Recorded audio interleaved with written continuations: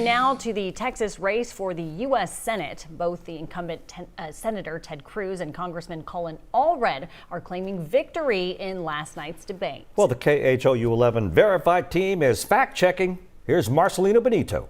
It was at times a feisty debate. Both men accused the other of lying about their own records. Let's start with Congressman Allred talking about the issue of abortion.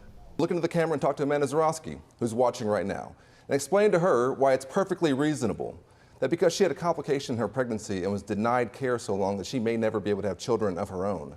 Or to the 26,000 Texas women who've been forced to give birth to their rapist child under this law that you called perfectly reasonable. It's not. This is not freedom. Our source is the Journal of the American Medical Association, or JAMA. Its survey estimated Texas saw 26,313 rape-related pregnancies during the 16 months after the state outlawed all abortions. But this needs context, and the true number could be different. Researchers noted that such, quote, highly stigmatized experiences are difficult to capture accurately in surveys. Next, Senator Cruz attacked Allred and the defund the police movement. Let me tell you what a disaster defunding the police had been. The defund the police movement started in 2019. From 2019 to 2023, let me tell you what happened to the murder rate. In Houston, it went up 29%. Our source here is FBI crime data. The numbers show 281 murders in Houston in 2019. 4 years later, in 2023, 343 people were killed.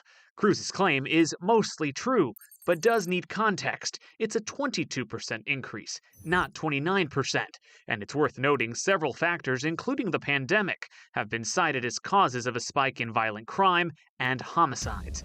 Next, Representative Allred attacked Cruz on the child tax credit. One of those is the child tax credit. For 6 months, it was in place, and it helped us lift millions of Texas kids out of food insecurity. You know, the North Texas Food Bank told me that they could track when the child tax credit hit folks' bank accounts because need for their services would go down. We wanted to extend that. We thought it was the right thing to do, to lift kids out of food insecurity. But Senator Cruz opposed it. When I'm in the Senate, I'll bring back the child tax credit. We looked up Cruz's voting record. HB 7024 was a bill to make improvements to the child tax credit. Cruz and Texas's other senator, John Cornyn, both voted against it, so we can verify Allred's claim is true. Finally, Cruz hit Allred on an issue central to Texas: energy. It's true. He does claim he supports LNG, but when it came time to vote, there was a vote in the House of Representatives. Do you support Joe Biden's ban on new permits on LNG? And Congressman Allred voted with Joe Biden. He voted against Texas jobs. For this, we looked up Allred's voting record. Allred voted no, along with 199 other House Democrats, on a bill to unlock domestic LNG potential. That vote was on February 15th. A few months later, though, in May of this year, Allred penned an op-ed in the Houston Chronicle, seemingly switching positions, calling on President Biden to end the pause on permitting new liquefied natural gas projects. So Cruz's claim here is true. And we have a lot more fact checks up on our website from last night's debate, up on KHOU.com right now. Back to you.